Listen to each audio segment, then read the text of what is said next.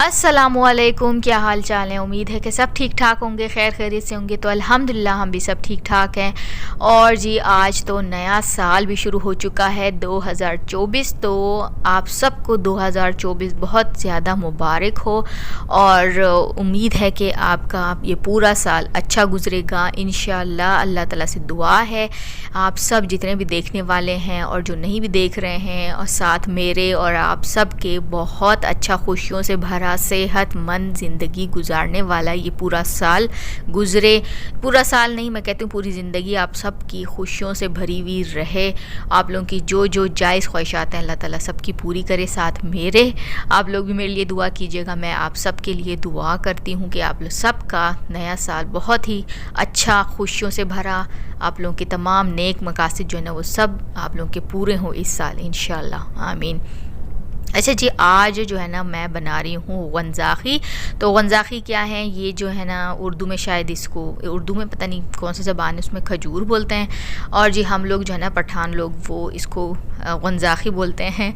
तो जी गंजाखी जो है ना ये हमारी ख़ास स्पेशल डिश होती है पठानों की।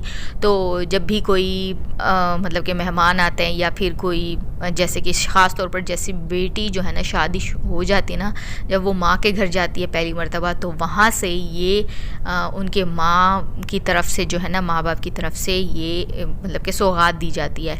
एक ये होते हैं और एक और भी बहुत सी चीज़ें होती हैं वो भी देते हैं खाने, मतलब कि खाने पकाने वाली जो चीज़ें होती हैं ना, ख़ास तौर पर इस तरह से लड़की को देते हैं।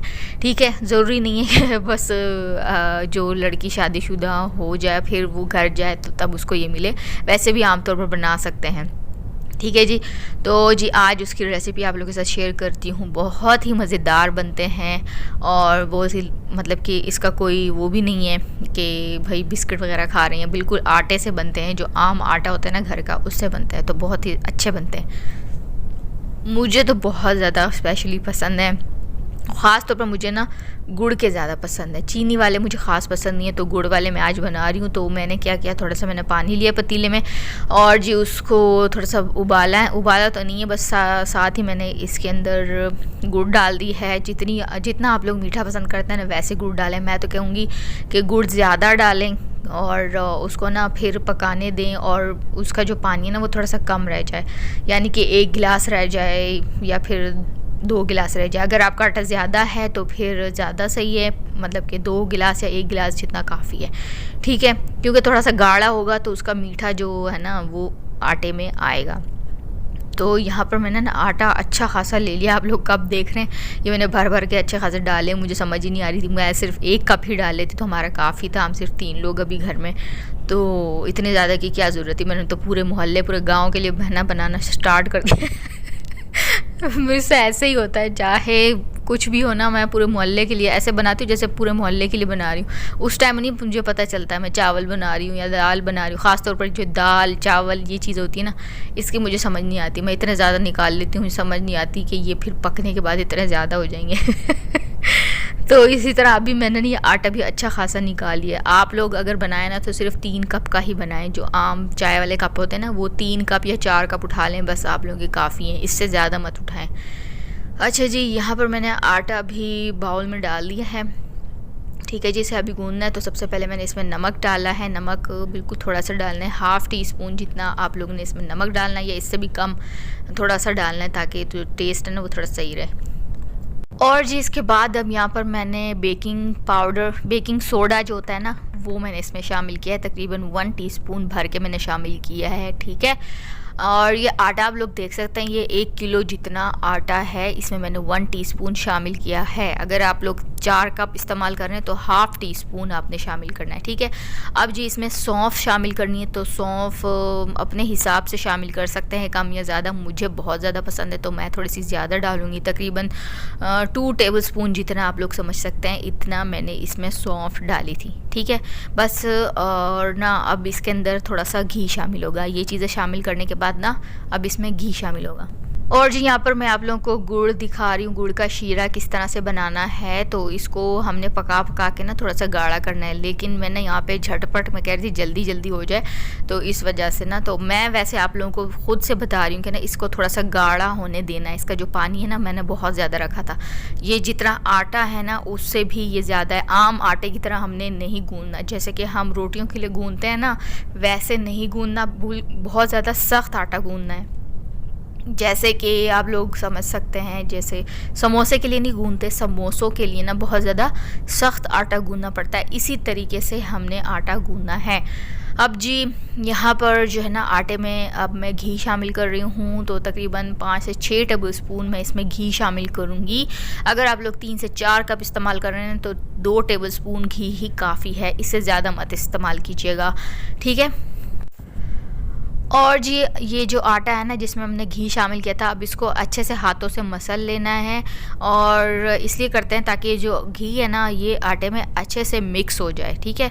मिक्स करने के बाद फिर हम इसको जो शीरा है ना उसके साथ हम गूंदेंगे। बहुत ज़्यादा भी यहाँ पे शीरा ना गर्म भी हो रहा था, बहुत ज़्यादा गर्म से भी नहीं करना, थोड़ा सा ठंडा कर देना वरना आपके हाथ जल सकते हैं। तो यहाँ पर मैं क्या करूँगी ना, यहाँ पर मैं जो मेरे पास आटे वाली मशीन है ना उसमें गूंदूँगी। मैंने अच्छा खासा आटा उठा लिया, मैंने पूरे शहर के लिए मैंने गंजाखी बनाने तो इसलिए ना अभी आठ हाथ से ना नहीं गूंद सकेगा, तो क्योंकि बहुत ज़्यादा सख्त इसको गूंदना होता है ना, तो इसलिए मैं ना मशीन में गूंदूंगी इसे, ठीक है।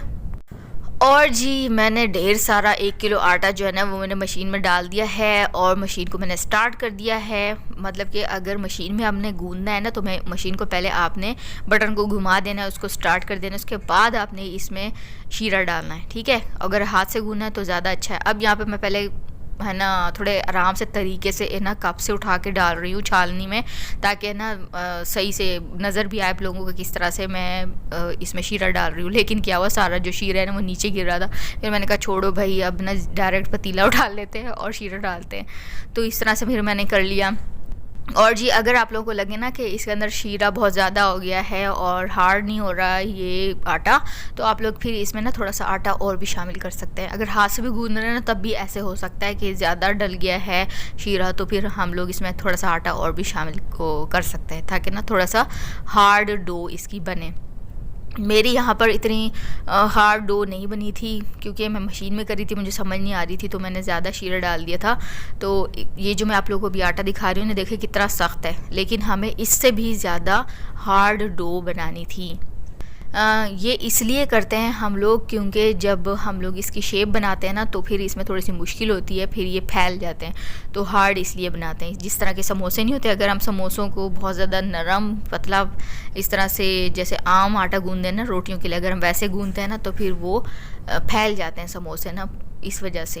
तो बस आपने इसकी सिर्फ यही एहतियात करनी है कि हमने इसका जो आटा है ना थोड़ा सा हार्ड गूंदना है, और बाकी इसका जो टेस्ट है ना इसमें कोई इसका चक्कर नहीं है हार्ड अगर बना या नहीं बना आटा। अगर सॉफ्ट भी आटा गूंद जाता है लेकिन टेस्ट वैसा ही आएगा, ठीक है। तो बस यहाँ पर अब मैं आप लोगों को इसकी शेप बनाना दिखा रही हूँ कि कैसे करते हैं। इस तरह से थोड़ा सा छोटा सा उठाना है, पेड़ा टाइप इस तरह से उठा के इसको ना थोड़ा सा लंबाई में इस तरह से फैला देना है, और फिर अपनी जो 4 उंगलियाँ ना वो इसमें डाल के, और बस इसको कोई से भी जिसके ऊपर कोई जाली हो, जैसे कि परात वगैरह होती है, या फिर जिसमें छाबी जिसे कहते हैं रोटी वाली जो है ना प्लास्टिक वाली, उससे भी हमारे ज़्यादातर उसी से ही करते हैं। तो यहाँ पर मैंने क्या किया है, ये जो जिससे हम लोग पकौड़े वगैरह जो भी चीज़ें तलते हैं ना, तो वही चीज़ मैंने इसे उठाया है और इस तरह से मैंने डिज़ाइन बनाया है। तो बस इसका ये मकसद है कि छोटा सा ना थोड़ा बाहर से ना एक अच्छा सा डिज़ाइन नज़र आए। तो बाकी आप लोग अपनी मर्ज़ी से भी कोई सा भी डिज़ाइन बना सकते हैं। तो ज़्यादातर तो जो हमारे पठानों में इस तरह से बनाते हैं बिल्कुल यही शेप होती है, तो ऑथेंटिक यही शेप बनाई जाती है, ठीक है। तो आप लोगों को बस मैं दिखा रही हूँ कि किस तरह से करना है। थोड़ा सा ना बहुत ज़्यादा इसके ऊपर ज़ोर भी नहीं लगाना है। जब हम लोग इसका डिज़ाइन बनाएंगे ना तो हल्का सा इस तरह से प्रेस करना है, फिर इस तरह से गोल इस तरह से घूम के आ जाना है। तो इस तरह से ये गोल टाइप इस तरह से कुछ बन जाएगा। बस आप लोग देखते जाएँ किस तरह से बनाना है, ठीक है जी।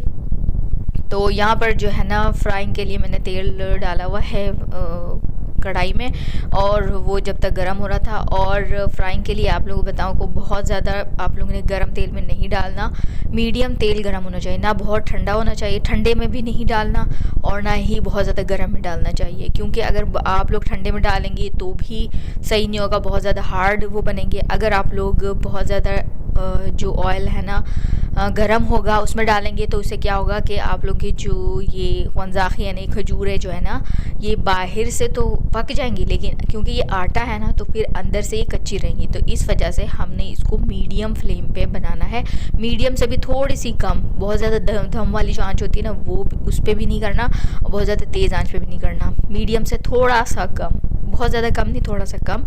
और जिस तरह आप लोग को दिख रहा है ना इस तरह से करना है। अच्छा जी, ये सारे मैंने इसमें डाल के और फिर मैंने इसे छोड़ दिया था तकरीबन 5 मिनट के लिए। तो जब तक मैंने शाम की नमाज़ मैंने पढ़नी थी मगरिब की, तो वो इस टाइम ये हो रहा था, तो मैंने फिर जाके मगरिब की नमाज़ पढ़ ली।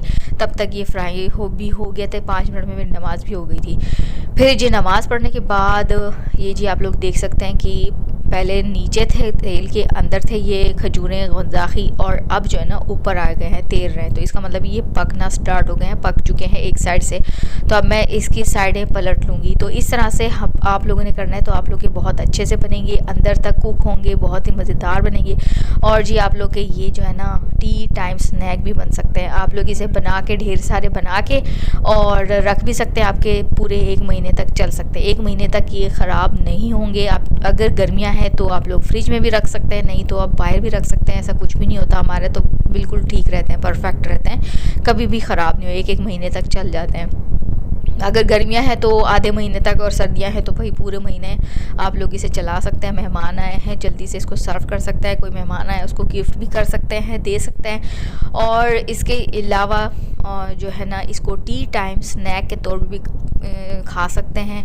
अगर चाय का दिल कर रहा है शाम को, तो शाम को कुछ भी नहीं मिलता तो बाहर से अब कहाँ से मंगवाएं, तो इससे अच्छा है कि ये घर के पहले से ही बने होंगे, बस निकाल के सर्व करें और एंजॉय करें। तो जी यहाँ पर जी हमारे गंजाखे बन चुके हैं। अभी आप लोगों को मैं तोड़ के भी दिखाती हूँ कितने खस्ता और ताज़ा हैं, बहुत ही ज़बरदस्त और मज़ेदार बनते हैं। आप लोग ज़रूर ट्राई कीजिएगा। अगर आप लोगों को पसंद ना आए ना तो फिर बताइएगा, बहुत ही मज़ेदार यमी बनते हैं, ज़रूर ट्राई कीजिएगा। बस ये आप लोगों ने ख्याल रखना है कि थोड़ा बनाना है, मेरी तरह पूरे शहर के लिए नहीं बनाना है जी। फिर आप लोग ये बना के थक जाएंगे, फिर मुझे बोलेंगे कि भाई इतना ज़्यादा किसने बोला था बनाने को, तो थोड़ा सा बनाना है, 3 से 4 कप में बनाना है, ठीक है। तो जी यहाँ तक थी मेरा आज का व्लॉग, और उम्मीद है कि आप लोग को ज़रूर पसंद आया होगा। तो पसंद आया तो मेक श्योर आपने लाइक कर दिया, सब्सक्राइब कर दिया, और इसके साथ ही मुझे इजाज़त दीजिए। अल्लाह हाफ़िज़।